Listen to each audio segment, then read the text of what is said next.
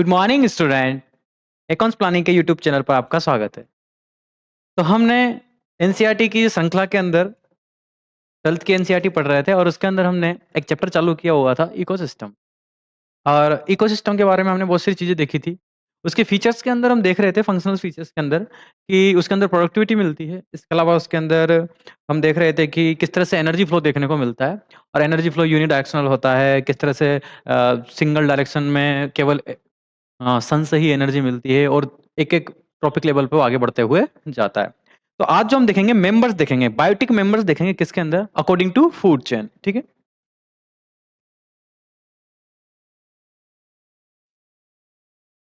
Biotic member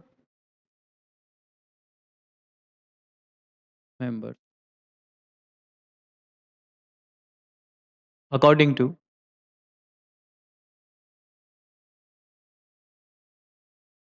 food chain. देखिए food chain के according हर बायोटिक मेंबर का एक नाम होता है, एक स्थान होता है, एक जगह होती है, उसकी एक ज़िम्मेदारी होती है। उन ज़िम्मेदारियों को उसके नाम के आधार पे बाँटा गया है। पहले तो हम एक फूड चेन बना लेते हैं, कोई सी भी फूड चेन जैसे कि एक ग्रेजिंग फूड चेन बना रहा हूँ मैं, ग्रेजिंग फूड चेन। ठीक है? अभी जब ग्रेजिंग फूड चेन बनाऊँगा तो इसके कुछ मेंबर्स लूँगा मैं, जैसे कि ग्रास हॉपर आ गया है, ग्रास, पहले तो ग्रास ले लेते हैं, प्रोड्यूसर से चालू होती है फूड चेन। एक ग्रास ले रहा हूँ मैं, ग्रास को कौन खाएगा बेटा? Grass hopper, grass hopper, grass hopper को कौन खाएगा? इसको कोई स्नेक खा लेगा, ठीक है? अब हम बात करेंगे, थोड़ा-सा और बड़ा कर लेते हैं इसको, ग्रास हॉपर को खा लेगा फ्रॉग, ठीक है? और फ्रॉग को कौन खा लेगा? स्नेक, ठीक है? अब इस पे जो ट्रॉपिक लेवल होगा, वो इस पे T1 ट्रॉपिक लेवल होगा, ठीक है? पहला खाने की श्रृंखला में, फूड चेन की श्रृंखला में, एनर्जी की श्रृंखला में सबसे पहले कौन आ रहा है? ग्रास आ रही है, जिन्हें T1 कहेंगे। दूसरे नंबर पे आ रही हैं ग्रास हॉपर, जिसे T2 कहेंगे। उसके बाद फ्रॉग आ रहा है, उसे T3 कहेंगे हम, ठीक है? और उसके बाद क्या कहेंगे? T4। अब अगर हम देखें, तो देखिए सबसे पहले फूड का फॉर्मेशन किसने किया? हमें पता है कि ग्रास ने सनलाइट से एनर्जी लेकर क्या किया है? फूड फॉर्मेशन किया है। इसलिए इसे हम क्या कहेंगे? पहली बार फूड का फॉर्मेशन हुआ है, फर्स्ट टाइम फूड का फॉर्मेशन हुआ है, इसलिए कहेंगे हम इसे प्राइमरी प्रोड्यूसर, प्राइमरी प्रोड्यूसर। अब फूड तो बन गया है, अब ये फूड जो बना है, ये किसके लिए बना है? हर्बीवोरस के लिए बना है। और इन्होंने क्या किया है? लाइट एनर्जी को कन्वर्ट किया है किसके अंदर? केमिकल एनर्जी में। जो लाइट ली है सन से, इसको ग्लूकोज में कन्वर्ट कर दिया फोटोसिंथेसिस करके। इसलिए इसे हम जैसे ट्रांसफार्मर होता है, एसी लाइट को डीसी से, डीसी को एसी लाइट में कन्वर्ट करता है, इसलिए इन्होंने एनर्जी को कन्वर्ट किया है। और एनर्जी कन्वर्ट करने के कारण इसे हम ट्रांसड्यूसर भी कहते हैं। इन्हें क्या कहेंगे बेटा हम? ट्रांसड्यूसर, ठीक है? तो ये हो गया हमारे प्राइमरी प्रोड्यूसर, जो कि ग्रीन होंगे, और इन्हें हम क्या कहेंगे? ट्रांसड्यूसर कहेंगे। अब इसके बाद बताइए, T1 को किसने खाया? ग्रास हॉपर ने खाया, और ग्रास हॉपर ने हरी घास खाई है, हर्ब्स खाए हैं, तो इन्हें हर्बीवोरस कहेंगे हम। तो जो सेकंड ट्रॉपिक लेवल पर जो भी ऑर्गेनिज्म मिलते हैं, इन्हें हम हर्बीवोरस के नाम से जानते हैं। इन्हें क्या कहेंगे बेटा हम? हर्बीवोर, ठीक है? तो ये हर्बीवोर है, जो क्या खाते हैं? ग्रीन प्लांट्स को खाते हैं। अब मुझे बताइए, क्या जो ये फ्रॉग होगा, ये क्या करता है? मांस खाता है, ये मांसाहारी है, कार्निवोरस है। क्या ये जो बायोमास प्लांट्स ने प्रोड्यूस किया है, इसको खा सकता है कि नहीं? ये केवल मांस खाएगा, और मांस का निर्माण, फ्लेश का निर्माण ग्रास नहीं करेंगे। कौन करेंगे? ग्रास होपर करेंगे, शाकाहारी करेंगे, हर्बीवोर करेंगे। तो दूसरी बार प्रोड्यूस करने का कार्य किसने किया? ग्रास होपर ने किया है प्रोड्यूस करने का काम। तो सेकंड बार प्रोड्यूस हुआ है, इसलिए बोलेंगे इसे सेकेंडरी प्रोड्यूसर, सेकेंडरी प्रोड्यूसर। मुझे बताइए कि ग्रास ने किसी को खाया है क्या? किसी को कंज्यूम किया है क्या? नहीं किया है, इसलिए हम इसे कंज्यूमर नहीं कहेंगे। लेकिन हम देखेंगे ग्रास हॉपर ने कंज्यूम किया है, किसको? ग्रास को। और पहली बार कंज्यूम होने का काम हुआ है, इसलिए ग्रास को हम क्या, ग्रास हॉपर को हम क्या कहेंगे? Primary consumer, primary consumer. ठीक है। अब मुझे बताइए फ्रॉग क्या है? फ्रॉग भी कार्निवोरस है, ठीक है। अब बताइए ये हर्बीवोरस है, इसने हरी घास खाई है, लेकिन फ्रॉग क्या खा रहा है? ग्रास ओपर को, एक इंसेक्ट को खा रहा है। तो बताइए ये क्या हो गया? मांसाहारी हो गया, यानी कि क्या हो गया? कार्निवोरस। और पहली बार फ्लेश खाया जा रहा है, मांस खाया जा रहा है, तो इसको क्या कहेंगे हम? Primary carnivorous. Primary carnivore.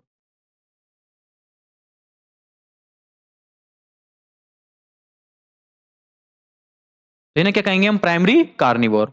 अब बताइए इन्होंने किसको कंज्यूम किया है? ग्रास ओपर को। लेकिन ग्रास ओपर ने किसको कंज्यूम किया था? ग्रास को। तो एक बार कंज्यूम करने का काम कौन कर चुका है? ग्रास ओपर कर चुके हैं। अब दूसरी बार कंज्यूम करने का काम कौन करेंगे? फ्रॉग करेंगे। इसलिए हम क्या कहेंगे इन्हें? Secondary consumer. तो हर्बीवोरस तो क्या हो जाते हैं? Primary consumer. और पहले पहले कार्निवोरस जो होते हैं क्या हो जाते हैं? सेकेंडरी कंज्यूमर, क्योंकि दूसरी बार क्या हो रहा है? कंज्यूम करने का कार्य किया जा रहा है। तो इसे क्या कहेंगे हम? सेकेंडरी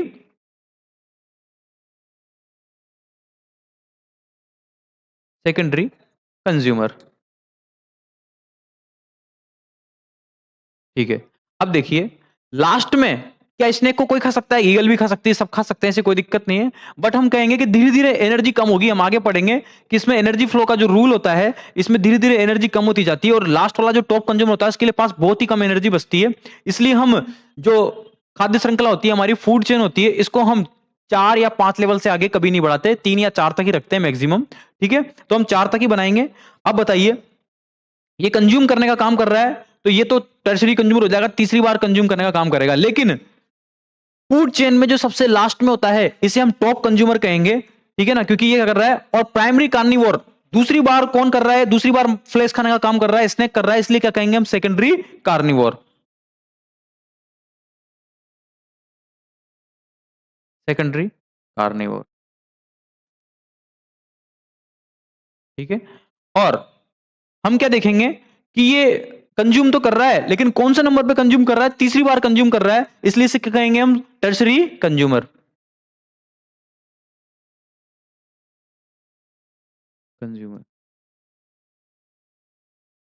इस तरह से खाद्य श्रृंखला के अंदर, फूड चेन के अंदर जो इनके बायोटिक मेंबर्स होते हैं, इनको नाम दिए जाते हैं इनके कार्य के आधार पर, इनके वर्क के आधार पर, फंक्शंस के आधार पर।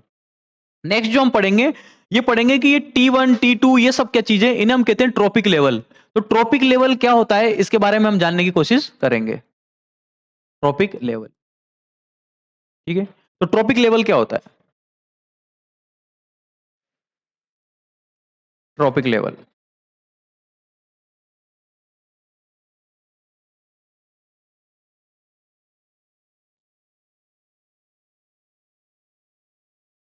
देखिए ट्रॉपिक लेवल एक न्यूट्रिशन रोल होता है किसी भी ऑर्गेनिज्म का, जिम्मेदारी कि वो किसका पेट भरने के लिए बनाया गया है, और किसको वो खाएगा, और कौन से लेवल पे खाएगा, कौन से नंबर पे खाएगा, इसी को हम ट्रॉपिक लेवल कहते हैं। यानी कि किसी भी ऑर्गेनिज्म का फूड चेन के अंदर उसकी न्यूट्रिशन वैल्यू क्या है, उसी को क्या कहेंगे हम? ट्रॉपिक लेवल कहेंगे।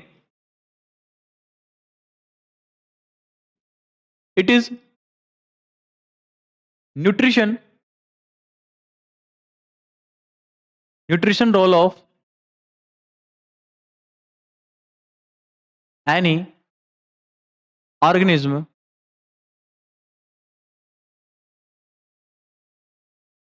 इन फूड चेन, कि उसे किसका पेट भरने की जिम्मेदारी दी गई है, या फिर कौन से नंबर पर वो खाना खाएगा, उसका वैल्यू क्या है उसके इस जीवन में, उसी को हम ट्रॉपिक लेवल कहेंगे। जैसे मैंने थोड़ी देर बाद कही थी कि उसको प्रोड्यूसर की जिम्मेदारी दी गई है, क्या उसे एज ए हर्बीवोर जिम्मेदारी दी गई है, कि उसे कार्निवोर जिम्मेदारी दी गई है, इसी को क्या करते हैं हम? ट्रॉपिक लेवल कहते हैं। ठीक है, तो हम कहेंगे कि फूड चेन में, तो फूड चेन क्या होती है इसको जानने की कोशिश करते हैं। What is food chain? Food chain.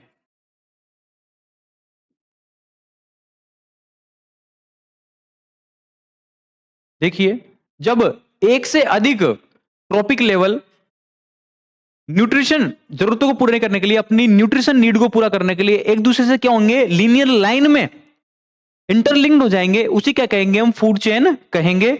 जैसे मान लीजिए कोई शेर है, शेर किसी को खाएगा, किसको खाएगा? शेर खाएगा किसी हर्बीवोर को, यानी कि डियर को। तो डियर किसको खाएगी? अपनी आहार की जरूरतें पूरी करने के लिए घास को खाएगी, ठीक है ना? घास किसी को नहीं खाएगा, तो एक चेन बन जाएगी। इस चेन को ही क्या कहेंगे हम? इसी चेन को हम क्या कहेंगे? फूड चेन, ठीक है? खाना खाने के लिए। तो बात करें many trophic level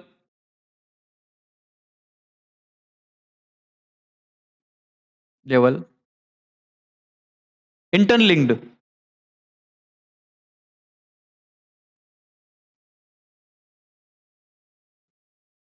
for fulfil nutrition need, nutrition need, उसी को क्या कहेंगे हम? फूड चेन कहेंगे। एंड मेक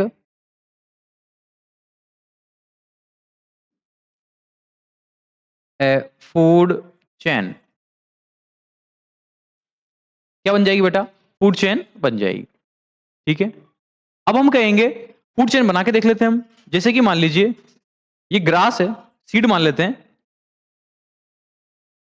सीड है, ठीक है? अब इस सीड को कौन खाएगा? इस सीड को कोई भी इंसेक्ट खा ले, या क्या खा ले? माउस खा ले, ठीक है? अब इस माउस को किसने खा लिया है? एक स्नेक ने खा लिया है, और इसने स्नेक को लेकर उड़ गई है कौन है? एक ईगल। तो बताइए अपनी फूड की जरूरतें पूरी करने के लिए क्या है, ये एक लाइन में आ गए हैं, इसी लाइन को हम क्या कहेंगे? फूड चेन कहेंगे। इसे हम ट्रॉपिक लेवल 1 कहेंगे, इसे हम ट्रॉपिक लेवल 2 कहेंगे, इसे हम ट्रॉपिक लेवल 3 कहेंगे, इसे हम ट्रॉपिक लेवल 4 कहेंगे, ठीक है? इसे प्रोड्यूसर कहेंगे। इसे क्या न्यूट्रिशन रोल दिया गया है कि ये किसका पेट भरेगा? हर्बीवोर का न्यूट्रिशन की नीड्स को पूरी करेगा। ये माउस है, हर्बीवोर है, इसकी जिम्मेदारी है कि ये फ्लैश का फॉर्मेशन करेगा। किन के लिए? सेकेंडरी कंज्यूमर यानी कि कार्निवोर के लिए फ्लैश का फॉर्मेशन करेगा। अब ये फ्लैश का फॉर्मेशन करके इसको देगा, और स्नेक की क्या जिम्मेदारी होगी कि ये सेकेंडरी कंज्यूमर, मतलब जो टर्शरी कंज्यूमर होगा, जो क्या करेगा? कार्निवोर होगा, वोरस होगा, सेकेंडरी कार्निवोरस, इसको क्या देगा? एनर्जी प्रोवाइड करेगा। तो ये न्यूट्रिशन रोल होते हैं जो एक दूसरे को इंटरलिंक कर देंगे और क्या करेंगे? फूड चेन का निर्माण कर देंगे। अब एक बात है बेटा कि कोई भी ऑर्गेनिज्म किसी भी फूड चेन में फ्री होता है, वो मजबूर नहीं किया जाएगा उसको कि स्नेक माउस ही खाए। स्नेक चाहे तो ग्रासहोपर को भी खा सकता है, स्नेक चाहे तो किसी और ऑर्गेनिज्म को भी खा सकता है, ठीक है? तो हम कहेंगे कि एक ट्रॉपिक लेवल पर ऑर्गेनिज्म को फूड चॉइस अवेलेबल होती है, और फूड चॉइस अवेलेबल होने की वजह से एक ऑर्गेनिज्म फूड चेन में कई जगह पे आ सकते हैं, ठीक है? जैसे ह्यूमन है, ह्यूमन चाहे तो वो फ्लैश भी खा सकते हैं, हम कार्निवोरस भी हो सकते हैं, और ह्यूमन चाहे तो हम प्लांट्स भी खा सकते हैं, हम हर्बीवोरस भी हो सकते हैं। तो हम कहेंगे कि एक ऑर्गेनिज्म कई ट्रॉपिक लेवल पर ऑक्यूपाई कर सकता है, जिससे क्या होगा? एक फूड वेब का फॉर्मेशन होगा, ठीक है? हम नोट डाल के लिखेंगे, some organism occupy more than one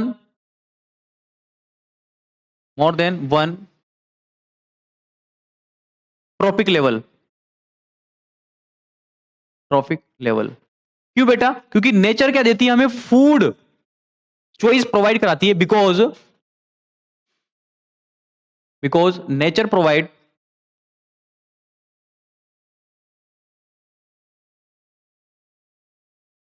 food choice, food choice for organism,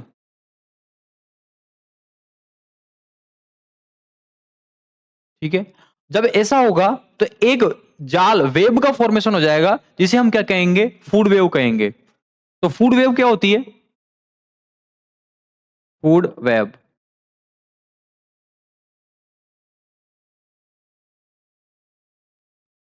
due to interlinked, कई फूड चेन मिक्स हो जाएंगे ना अब, due to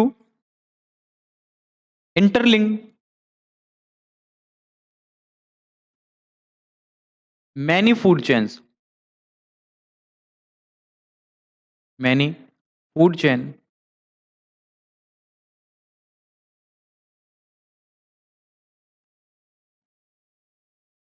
make a food web, make a food web।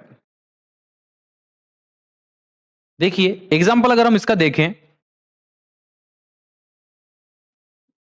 देखो क्या हो गया है, ग्रास हो गई है, इधर मैं ले लेता हूं सीड। देखो ग्रास को किसने खा लिया है, ग्रास होपर ने खा लिया, ग्रास होपर, ठीक है। और सीड को किसने खा लिया है, एक बर्ड ने खा लिया है, स्मॉल बर्ड ने, स्मॉल बर्ड, ठीक है। ग्रास होपर को किसने खाया, फ्रॉग ने खाया, ठीक है। इस स्मॉल बर्ड को किसने खाया, ईगल ने खाया। और फ्रॉग को किसने खाया, स्नेक ने खाया।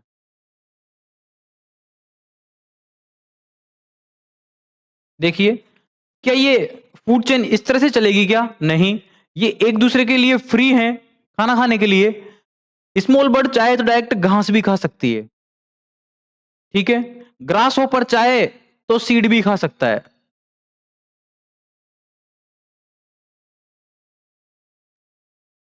ये स्मॉल बर्ड चाहे तो ग्रास होपर को भी खा सकती है, ठीक है। ये ईगल चाहे तो फ्रॉग को भी खा सकता है, ये ईगल चाहे तो स्नेक को भी खा सकता है, और ये ईगल चाहे तो ग्रास होपर को भी खा सकता है। हम देखेंगे कि फूड चेन्स आपस में क्या हो जाती हैं, मिक्सअप हो जाती हैं, और इस मिक्सअप की वजह से फूड वेब का फॉर्मेशन होगा, और ये बन गया हमारा फूड वेब। इसके अंदर हम मर्जी चाहे उतनी फूड चेन को मिक्स कर सकते हैं, क्योंकि एक ऑर्गेनिज्म को क्या होती है, प्रकृति क्या प्रोवाइड कराती है, फूड चॉइस प्रोवाइड कराती है। कोई एक चीज खाने के लिए उसको मजबूर नहीं किया जाएगा, ठीक है। तो देख लीजिए इसे।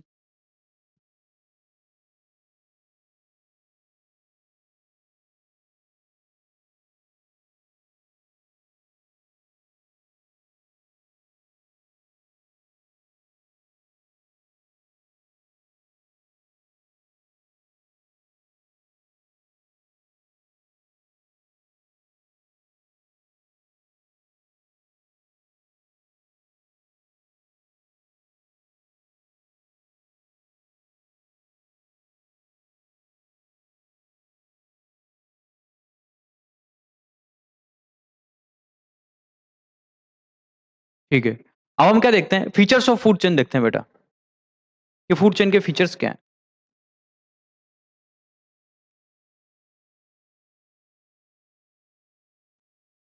फीचर्स ऑफ फूड चेन,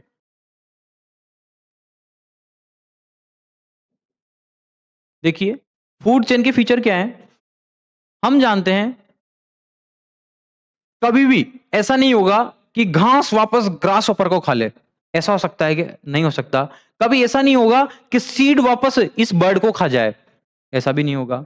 ऐसा कभी नहीं होगा कि ग्रास ऊपर पूरे इस मेंढक को खा ले, ऐसा कभी नहीं होगा। मतलब हम ये कहना चाहते हैं कि फूड चेन जो होती है वो हमेशा क्या होती है, यूनिडायरेक्शनल होती है, ठीक है। तो हम लिखेंगे food chain is,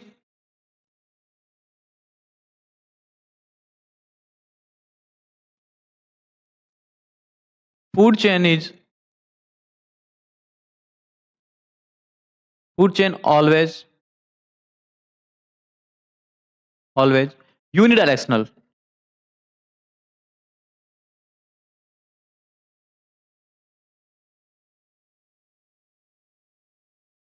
Yuri directional, ये एक ही दिशा में चलेगी, कभी रिवर्स नहीं होगी, ठीक है। तो ये हमने देखा। अब बताइए जो फूड चेन होगी ये स्टार्ट कहां से होगी, देखो फूड चेन हमेशा किससे स्टार्ट हो रही है, प्रोड्यूसर से स्टार्ट होती है। ग्रास भी क्या है, प्रोड्यूसर, सीड भी क्या है, प्रोड्यूसर के प्लांट का पार्ट है। तो हम देखेंगे फूड चेन मैक्सिमम किससे स्टार्ट होती है, जो ग्रेजिंग फूड चेन होती है वो किससे स्टार्ट होती है, प्रोड्यूसर से। फूड चेन,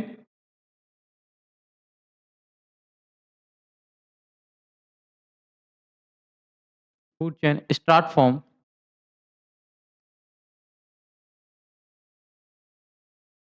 देखिए अगर ये ग्रेजिंग फूड चेन हुई, इफ जीएफसी मतलब चरने वाली, चारण खास श्रृंखला, GFC grazing food chain, if GFC, तो बताइए किसको चरा जाएगा, प्रोड्यूसर को। किसको खाया जाएगा, प्रोड्यूसर को। इट स्टार्ट फ्रॉम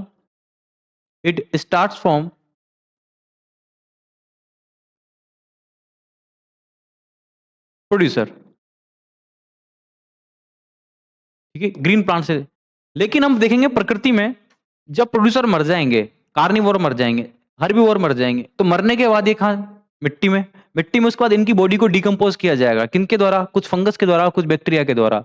और इनकी बॉडी के जो पार्ट्स हैं, ऑर्गेनिक और इनऑर्गेनिक पार्ट्स, जो किससे लिए गए थे? सॉइल के द्वारा ही लिए गए थे। इनको वापस किसमें? प्रकृति में मिला दिया जाएगा। तो हम क्या देखेंगे, जो हमारी बॉडी के जो मिनरल्स हैं, जो न्यूट्रिशंस हैं, इनको वापस कहाँ दिया जा रहा है? प्रकृति को वापस दिया जा रहा है। तो इसी को बोलते हैं हम डिकम्पोज़िशन। और जो खुद खाद्य श्रृंखलाएँ होती हैं मरने के बाद, तो मरने के बाद जो मृत जीवों से चालू होंगी, डेड ऑर्गेनिक मैटर से चालू होंगी, उन्हें हम डेट्राइटस फूड चेन कहते हैं, ठीक है? और ये 2 ही स्टेप में होगी, ये डेड ऑर्गेनिक मैटर पे स्टार्ट होगी और कहाँ पे खत्म हो जाएगी?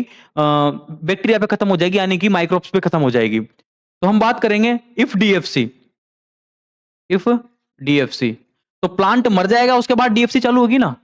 ठीक है, तो प्रोड्यूसर थोड़ी कहेगा, मरने के बाद प्लांट प्रोड्यूस थोड़ी ना कर सकता है। तो हम कहेंगे इट स्टार्ट फ्रॉम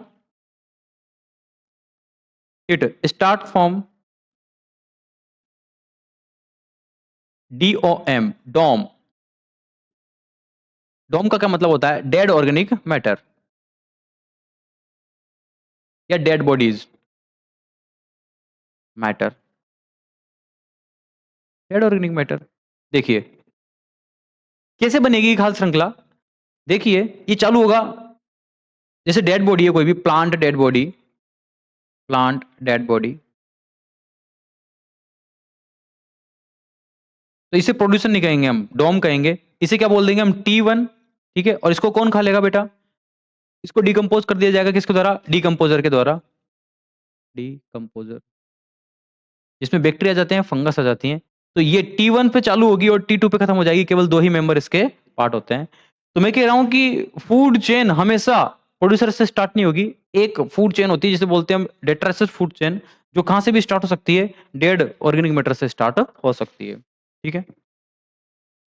अब आगे देखें हम फीचर्स ऑफ फूड चेन। तो फूड चेन के फीचर्स में हम देखेंगे, जो इसका फूड चेन होती है, इसका जो लास्ट मेंबर होता है, इसे हम टॉप कंज्यूमर कहते हैं, ठीक है। In food chain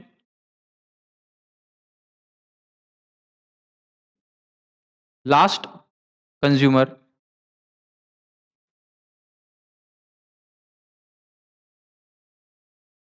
non as top consumer,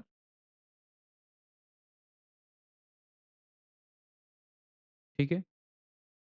अब हम टॉप कंज्यूमर तो देख लेंगे, लेकिन टॉप कंज्यूमर कौन सा होगा? T3 होगा कि T4 होगा कि T5 होगा? क्या T6 T7 तक हो सकता है क्या? क्या लेंथ इतनी जा सकती है क्या? नहीं जाएगी। यही हम अगला इसका फीचर लिखने वाले हैं। देखिए मैं कहूंगा कि length of food chain maximum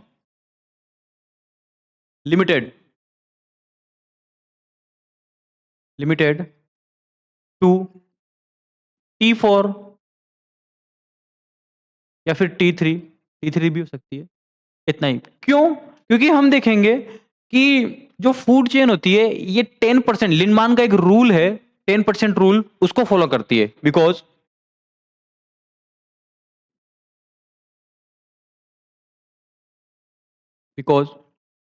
food chain follow लिंडमान्स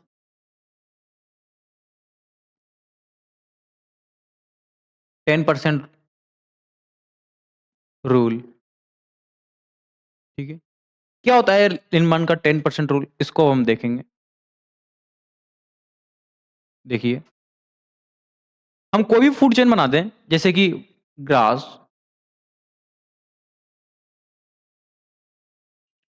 grasshopper, frog, ठीक है। तो मान लीजिए इसके पास कितनी एनर्जी है?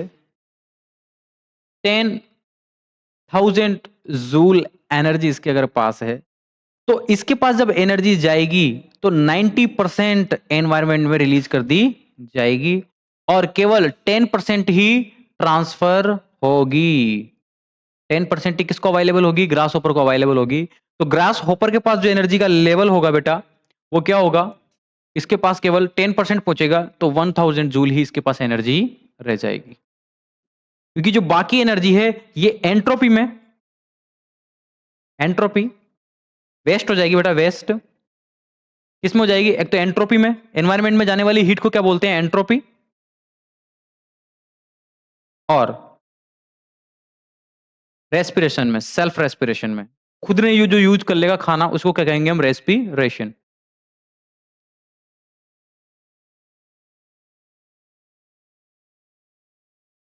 अब देखिए हम आगे कहेंगे कि फ्रॉग के पास कितनी एनर्जी पहुंचेगी, तो फ्रॉग के पास भी क्या होगा? केवल और केवल इसका 10% ही ट्रांसफर होगा, 1000 जूल का। ठीक है, क्यों? बाकी 10%, 90% क्या होगा बेटा? माइनस हो जाएगा। 90% क्या होगा बेटा? माइनस हो जाएगा। कहां चला जाएगा? एनवायरमेंट में चला जाएगा। इसी लॉस को हम क्या बोलते हैं? एंट्रोपी कहते हैं। तो बताइए फ्रॉग के पास कितनी एनर्जी रह जाएगी? केवल 100 जूल एनर्जी इसको मिलेगी।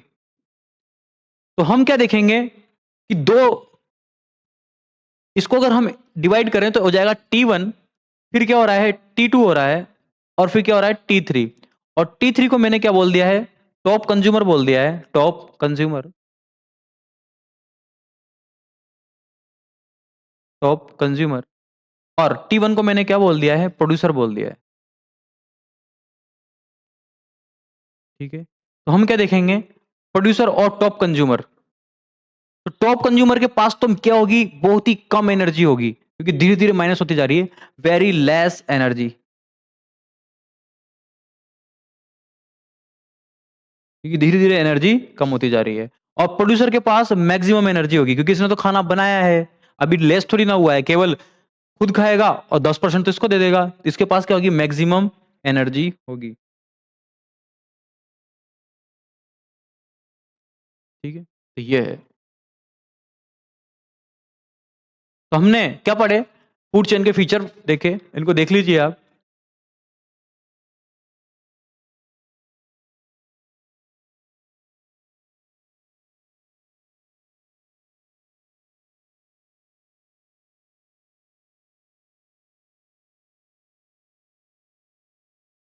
530।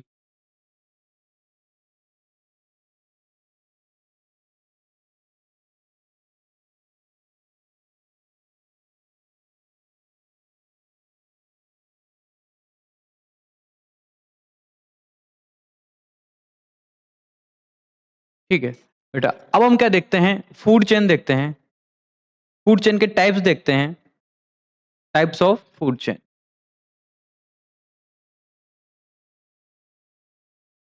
Types of food chain.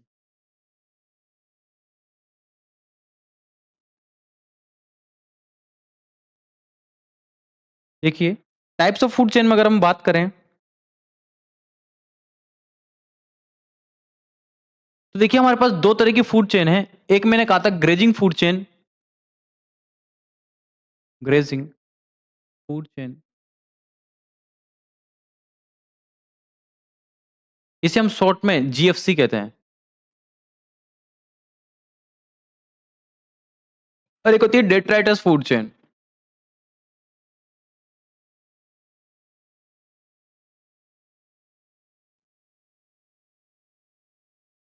इसे हम शॉर्ट में क्या कहते हैं बेटा? डीएफसी। अब देखिए ग्रेजिंग फूड चेन में अगर हम बात करें, तो ये कहां से स्टार्ट होती है? Start from producer. और ये कहां से स्टार्ट होती है? Start from dead organic matter.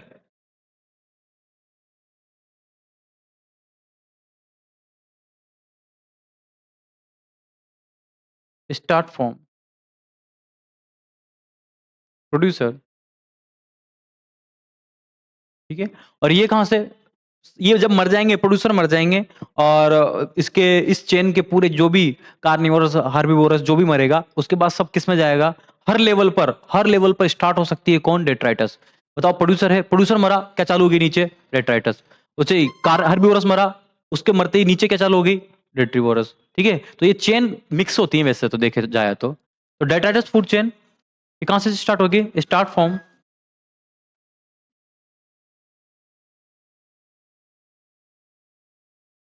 Dead organic matter.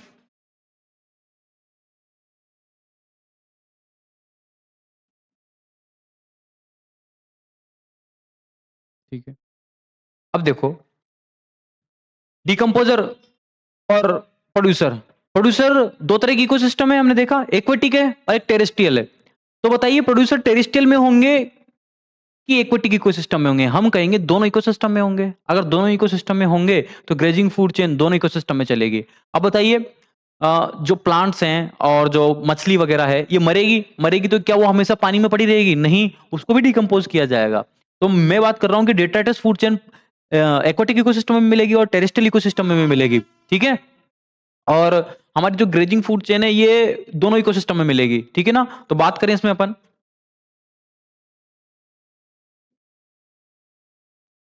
It present in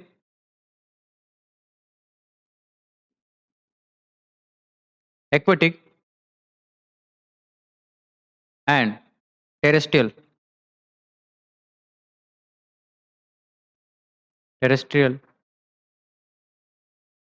ecosystem। ठीक है, जब मछलियां मरेंगी, मतलब मछलियां किनको खाएंगी? फाइटोप्लैंक्टन्स को खाएंगी बेटा, है ना। वो ग्रीन कलर के प्लांट्स होते हैं जैसे कि एल्गी वगैरह कहाँ रहती हैं?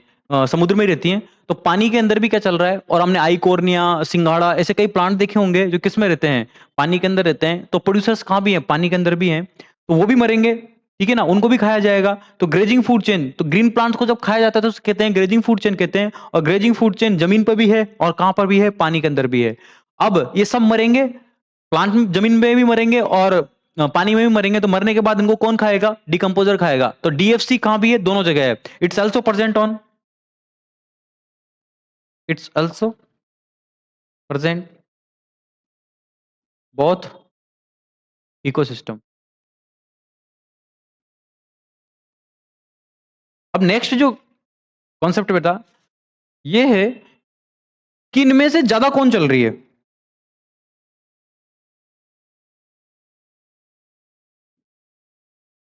एक्वेटिक इकोसिस्टम पर ग्रेजिंग फूड चेन ज्यादा चलेगी कि डिकम्पोजर फूड चेन ज्यादा चलेगी? देखो मैं कह रहा हूं कि चरना, अगर प्रोड्यूसर्स के द्वारा प्रोड्यूसर को पूरा खा लिया जाएगा हर्बीवोरस के द्वारा, तो इसे कहेंगे कि कंप्लीट क्या हो गया है? ग्रेजिंग हो गई है। लेकिन हम देखेंगे कि बड़े बड़े प्लांट हैं, ठीक है, बहुत बड़े बड़े प्लांट हैं, जिम्नोस्पर्म, एंजियोस्पर्म, तो क्या उनको गाय भैंस उनको खा सकती है क्या? उनको खाया ही नहीं जाता कभी। तो हम कहेंगे कि टेरेस्ट्रियल पर जो प्रोडक्टिविटी हो रही है, प्रोड्यूसर हैं, इनको पूरा चरा नहीं जा सकता, इनकी पूरी 100% ग्रेजिंग पॉसिबल नहीं है। ठीक है, बट देखो जितने भी प्लांट होंगे, जितने भी एनिमल होंगे टेरिस्टियल पर, जब भी मरेंगे उनको थोड़े दिन बाद क्या होगा? बैक्टीरिया और फंगस डिकम्पोज कर देगी। 100% डिकम्पोजिशन हो जाएगा, बट 100% ग्रेजिंग पॉसिबल नहीं है। ठीक है ना, तो हम क्या कहेंगे कि ग्रेजिंग फूड चेन कहां पे ज्यादा मिलती है? ये पानी में ज्यादा मिलेगी। क्यों? क्योंकि पानी में थोड़े बहुत ही फाइटोप्लैंक्टन होते हैं, हरी हरी अलगी होती है छोटी बहुत, इनको सब कौन खा जाएगा? मछलियां खा जाएंगी। वो पानी पानी होता है, उसके अंदर प्लांट दिखते कहां है? बहुत ही कम दिखते हैं, और जो भी होंगे उनको कौन खा जाएगी? मछलियां खा जाएंगी। तो ग्रेजिंग फूड चेन कंप्लीट हो जाएगी, बिल्कुल भी प्लांट्स नहीं बचेंगे। किसकी नजरों से? हर्बीवोरस की नजरों से। किसमें? पानी वाली इकोसिस्टम में। तो हम कहेंगे कि पानी वाली में क्या ज्यादा हो रहा है? ग्रेजिंग फूड चेन ज्यादा हो रही है। और टेरेस्ट्रियल पर कौन ज्यादा हो रहा है? वहां पर डेट्राइटस फूड चेन ज्यादा हो रही है। ठीक है, तो देखो क्या कहेंगे हम कि ग्रेजिंग फूड चेन कहां पे ज्यादा है? In terrestrial, in aquatic ecosystem. ठीक है, क्या ज्यादा मिलेगी हमें? जीएफसी ज्यादा देखने को मिलेगी। और यहां पर टेरेस्ट्रियल पर क्या देखने को मिलेगी? कम।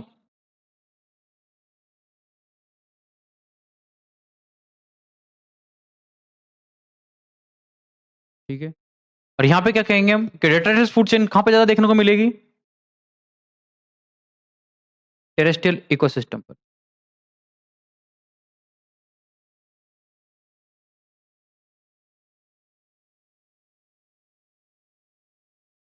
और क्या कम देखने को मिलेगी यहां पर? एक्वाटिक इकोसिस्टम पर।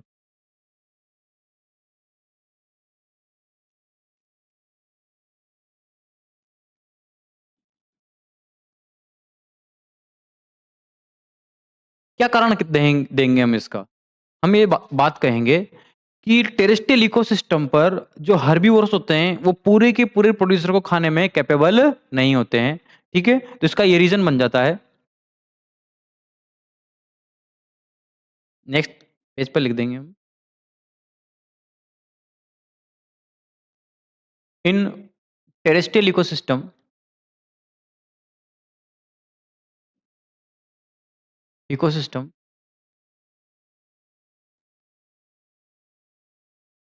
Grazing food chain, grazing food chain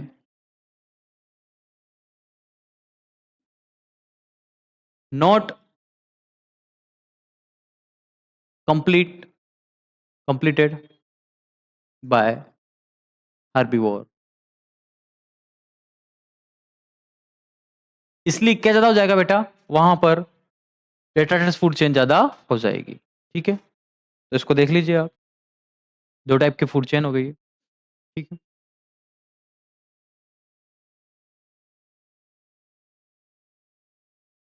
अब हम क्या देखेंगे कि जीएफसी भी जो होती है ग्रेजिंग फूड चेन, ये भी तीन तरह की होती है। तो आगे हम बात करेंगे types of GFC, types of GFC. ठीक है, तो कहां कहां प्रोड्यूसर को खाया जा रहा है, चरा जा रहा है, उसके बारे में हम बात करते हैं। पहला तो क्या होगा बेटा, grassland GFC, grassland GFC. Grassland GFC में क्या होगा, ये स्टार्ट होगी कहां से, स्टार्ट फ्रॉम ग्रास।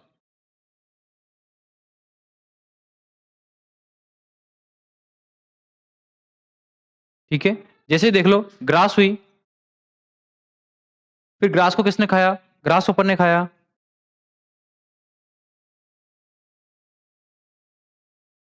फिर ग्रास ऊपर को किसने खाया, फ्रॉग ने खाया। तो जो भी इकोसिस्टम किससे चालू होगा, जो भी फूड चेन किससे चालू होगी, ग्रास से चालू होगी, उसे हम ग्रास लैंड जीएफसी कहेंगे, grass land grazing food chain कहेंगे, ग्रेजिंग फूड चेन।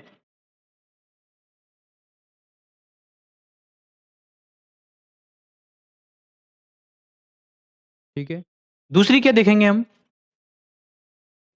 कि अगर मान लीजिए प्लांट बड़ा हो जाए, ग्रास को क्या कर दें हम, ट्री बना दें, तो ट्री पर अगर इकोसिस्टम चले, ट्री के अंदर अगर ट्री इकोसिस्टम पर अगर फूड चेन चले तो क्या बनेगी, उसे हम ट्री जीएफसी कहेंगे। और ट्री कहां पे होता है बेटा, फॉरेस्ट के अंदर होता है, तो उसे हम फॉरेस्ट जीएफसी भी कह सकते हैं।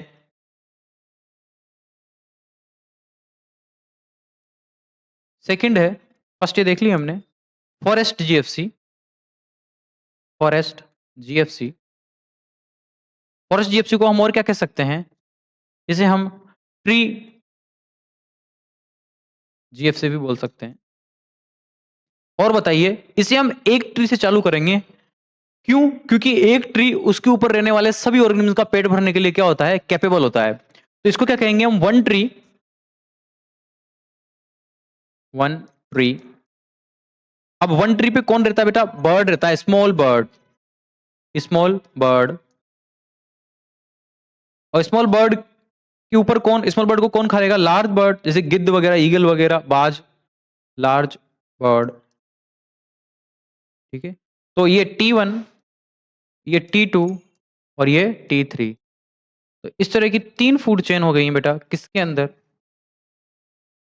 ये दो फूड चेन हो गई है। अब तीसरी फूड चेन हम देखेंगे, जो भी ग्रेजिंग फूड चेन कहलाएगी। क्या चरने का काम, यानी कि प्रोड्यूसर को खाने का काम मछलियों के द्वारा पानी में नहीं किया जा रहा क्या, अगर प्रोड्यूसर को खाया जा रहा है तो उसे हम ग्रेजिंग फूड चेन कहेंगे। तो बताइए एक्वेटिक के अंदर भी क्या देखने को मिलेगा हमें, ग्रेजिंग फूड चेन देखने को मिलेगी, जिसे हम क्या कहेंगे, एक्वेटिक, एक्वेटिक फूड चेन, इसे हम एक्वेटिक फूड चेन कहेंगे। एक्वेटिक फूड चेन में क्या होगा बेटा, ये पॉन्ड के अंदर, समुद्र के अंदर, रिवर के अंदर चलेगी, जो कहां से चलेगी, छोटे छोटे ग्रीन प्लांट से चलेगी। छोटे छोटे ग्रीन प्लांट को हम फाइटोप्लैंक्टन्स कहेंगे। उन फाइटोप्लैंक्टन को छोटे छोटे एनिमल खाएंगे, जिन्हें हम जू प्लैंक्टन कहेंगे। उन जू प्लैंक्टन को एक छोटी मछली खाएगी, पर उस छोटी मछली को एक बड़ी मछली खाएगी। ठीक है, तो क्या बोलेंगे हम, फाइटोप्लैंक्टन्स, फाइटो प्लैंकटॉन्स ये प्रोड्यूसर हैं।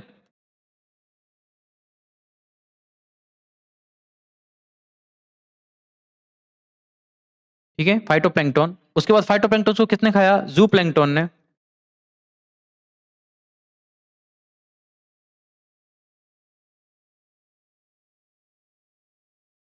ठीक है, जू प्लैंक्टन को किसने खाया? स्मॉल बर्ड ने। और स्मॉल बर्ड को किसने खाया? लार्ज बर्ड ने।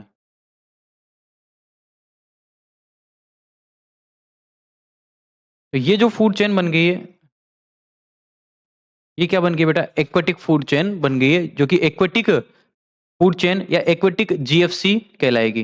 है तो जीएफसी, एक्वेटिक जीएफसी कहलाएगी। ठीक है, तो इस तरह से हमने 3 तरह की फूड चेन देख ली है जीएफसी के अंदर।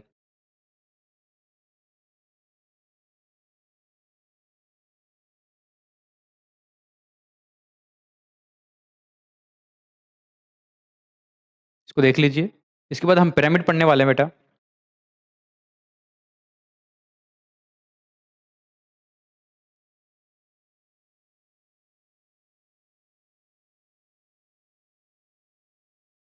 ठीक है, तो देखिए, अब आगे बात करें अपन, तो हम पायरामिड पढ़ेंगे। नेक्स्ट टॉपिक ये होगा हमारा पायरामिड। तो पायरामिड बेटा, इसको हम एल्टोनियन पिरामिड भी कहेंगे, क्योंकि ये मिस्र के पिरामिड नहीं है। एक एल्टोनियन नाम का साइंटिस्ट है जिसने इकोसिस्टम को पिरामिड में कन्वर्ट कर दिया, मतलब उसकी फूड चेन को एक ग्राफ के रूप में जब प्रेजेंट किया तो कुछ पिरामिड से चीजें बनी हैं, जिसे हम पिरामिड कहेंगे। इसे हम कहेंगे एल्टोनियन पिरामिड, एल्टोनियन पिरामिड। क्यों? क्योंकि इस साइंटिस्ट ने इनको बनाया था। क्या होता है एल्टोनियन पिरामिड या फिर पिरामिड, इकोसिस्टम पिरामिड? ये ग्राफिकल रिप्रेजेंटेशन होता है किसी भी फूड चेन का। ठीक है ना? It is graphical representation, it is graphical representation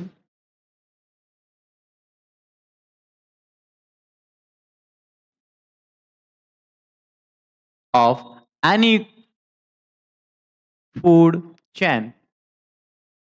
लेकिन जब आप ग्राफ बनाते हो, ग्राफ प्लॉट करते हो, तो उसके एक्स एक्सिस पे कुछ लेते हो, वाई एक्सिस पे कुछ लेते हो, मतलब आप कुछ टर्म्स लेते हो। तो यहां भी कुछ टर्म ली जाएंगी in terms of, in terms of,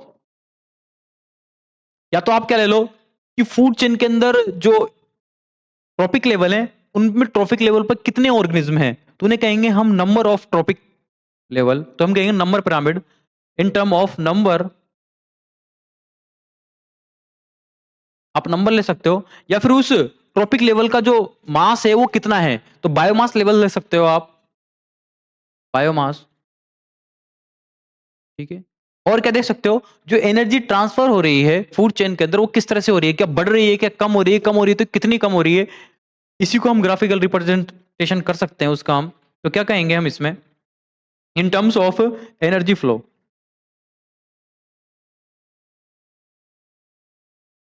ठीक है, तो ये हम बना रहे हैं। अब पिरामिड बनाते समय हमें कुछ चीजें ध्यान रखनी पड़ेंगी। ठीक है, तो क्या चीजें ध्यान रखनी पड़ेंगी?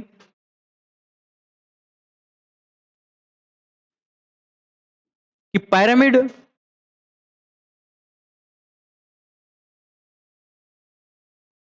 Always draw, always draw for GFC, grazing food chain, not for DFC, detritus food chain के लिए ये बनाई नहीं जाएगी, नॉट फॉर DFC। ठीक है, तो इसकी एक कमी भी है। ठीक है ना? अब दूसरी बात, अगर जीएफसी के लिए बनाया जा रहा है, तो जीएफसी तो हमेशा किससे स्टार्ट होती है? प्रोड्यूसर से स्टार्ट होती है। तो हम क्या कहेंगे कि pyramid base always occupy, occupy by producer. मतलब हमें नीचे की तरफ हमेशा क्या बनाना है? प्रोड्यूसर बनाना है। तीसरी बात कि जब भी हम एनर्जी का पिरामिड बनाएंगे तो उसे हमेशा सीधा बनाएंगे, क्योंकि एनर्जी देखो नीचे वाले बेस पर सबसे ज्यादा होगी। हम प्लांट नीचे बना दिए हमने, प्लांट के ऊपर क्या बना देंगे हम, हर्बीवोर, हर्बीवोर के ऊपर कार्निवोर, तो हमेशा क्या होगी, एनर्जी कम होती जाएगी। तो पहले वाली ईंट नीचे वाली बड़ी बनेगी, फिर छोटी, फिर छोटी छोटी, तो हमेशा क्या होगा, एनर्जी का पिरामिड सीधा बनेगा। Energy pyramid always straight, always straight for energy, energy flow. ठीक है, अब देखिए हम जब पिरामिड बनाएंगे तो एक ऑर्गेनिज्म को दोबारा रिपीट नहीं करते। अगर एक ऑर्गेनिज्म को दोबारा रिपीट नहीं कर रहे हैं तो ओमनीवोरस, ऐसे ऑर्गेनिज्म जो हर्ब भी खा सकते हैं और फ्लैश भी खा सकते हैं, मतलब वो मांस भी खा सकते हैं और घास फूस भी खा सकते हैं, तो हम भी ओमनीवोरस हैं। लेकिन जब हमें फूड चेन की पिरामिड के अंदर बनाया जाएगा तो एक ही बार रिप्रेजेंट करेंगे, एक ही बार ड्रॉ करेंगे। ठीक है, तो ओमनीवोरस को हम ड्रॉ नहीं कर सकते किसके अंदर, पिरामिड के अंदर। तो हम कहेंगे ओमनीवोरस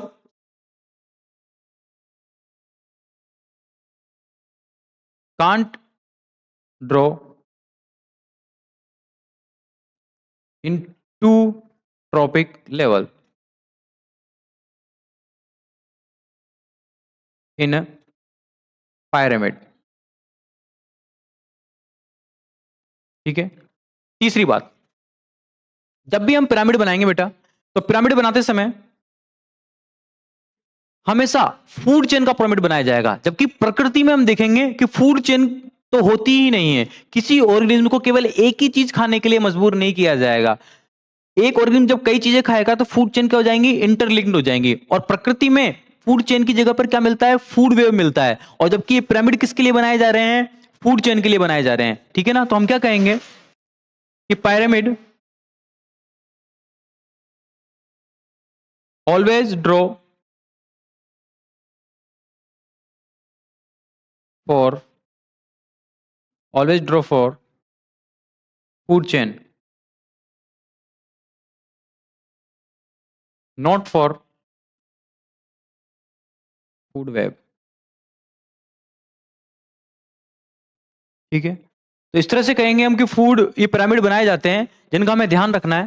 ठीक है, तो आज का जो ज्ञान है यहीं समाप्त होता है। अगला ज्ञान हम अगली कक्षा में प्रारंभ करेंगे। तब तक के लिए आपका धन्यवाद, थैंक यू, शुक्रिया, सब्बा खैर।